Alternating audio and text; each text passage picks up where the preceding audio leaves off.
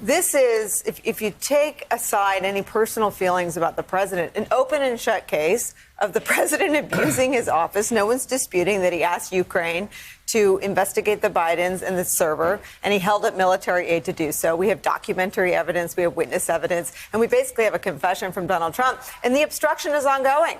I mean, I think he took to a podium in Davos this week and said, we've got all the material, and they do not. The reason they don't have all the material is because he hasn't given it to them.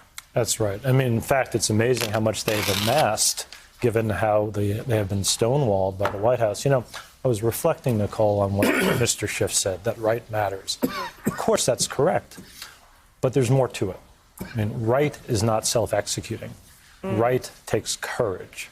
And courage, it manifests itself in different ways. I mean, you think about, and I don't want to overuse war analogies, but when the Allied troops landed at Normandy, Eisenhower had prepared two notices, one praising their victory and the other accepting blame for their defeat. I mean, they didn't know the outcome.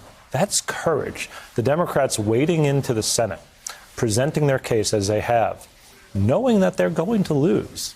That's courage. Right matters, but it takes courage. Can I push back a little bit? How much courage does it take to say, I don't think Fiona Hill, John Bolton, Marie Yovanovitch, Colonel Vindman, and the other dozen people who testified are liars? That doesn't take courage. That takes common sense. I mean, I actually think Republicans are being given too much credit for how hard it would be to accept the fact pattern.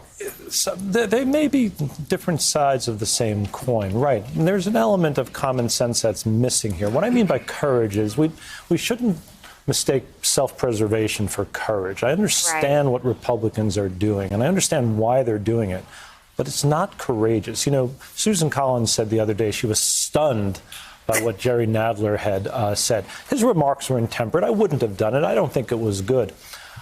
Why isn't she stunned by what the President of the United States had done? Exactly. Who is stunned by that? Exactly. And I guess my point is, who thinks there's any scenario where Yovanovitch, Vindman, Bolton, Hill, Taylor, every witness is lying, and some fantasy that we haven't heard yet from the president's team is the real story. But they demonstrated courage. Right matters to them, and so they demonstrated courage, maybe at personal risk, maybe at professional risk. That's what courage looks like. I think my only point is it's not self-executing. It takes people to step up and do it.